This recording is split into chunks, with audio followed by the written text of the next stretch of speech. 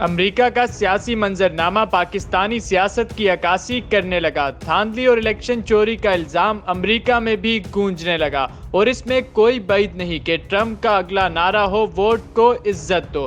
क्या ट्रंप भी नवाज शरीफ के नक्शे कदम पर चलेंगे या हार को तस्लीम करके माजी के अमरीकी सुदूर की तरह रिवायत को बरकरार रखेंगे? अब तक के नताइज के मुताबिक डेमोक्रेटिक पार्टी के उम्मीदवार जो बाइडेन को डोनाल्ड ट्रंप पर बरतरी हासिल है, लेकिन अब भी बाजी पलट सकती है। अमरीकी सदर ने इल्जाम आयद किया कि नताइज को रोककर फ्रॉड किया गया, जिसके खिलाफ सुप्रीम कोर्ट जाऊंगा। ऐसा ही इल्जाम 2018 के इलेक्शन में पाकिस्तान की शिकस्त खुर्दा सियासी जमातों ने भी आयद किया था कि एनटीएस सिस्टम बंद करके नताइज को रोका गया और मैंडेट पर डाका डाला गया। हतमी नताइज के बाद अमेरिका की सूरत हाल क्या होगी, ये तो आने वाला वक्त ही बताएगा, लेकिन ये तो तय है कि डोनाल्ड ट्रंप शिकस्त को बआसानी तस्लीम नहीं करेंगे और उनको जिस तरह से वोट पड़े वो तमाम तर पेशन गोइयों और तज्जियों से कई हद तक ज्यादा हैं। डेमोक्रेटिक के जो बाइडेन ने कहा कि आखिरी वोट तक कुछ नहीं कहा जा सकता,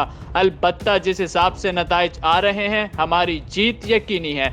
हर बार की तरह इस बार भी स्विंग रियासतें फैसला कुन किरदार अदा करेंगी और उनके नताइज के बाद फैसला हो जाएगा कि दुनिया की सुपर पावर के सदर का ताज किसके सर सजेगा। अमरीकी सदर के लिए 538 में से 270 इलेक्टोरल वोट दरकार होते हैं और अब तक के नताइज के मुताबिक जो बाइडेन 238 जबकि ट्रंप 213 इलेक्टोरल वोट हासिल कर चुके हैं।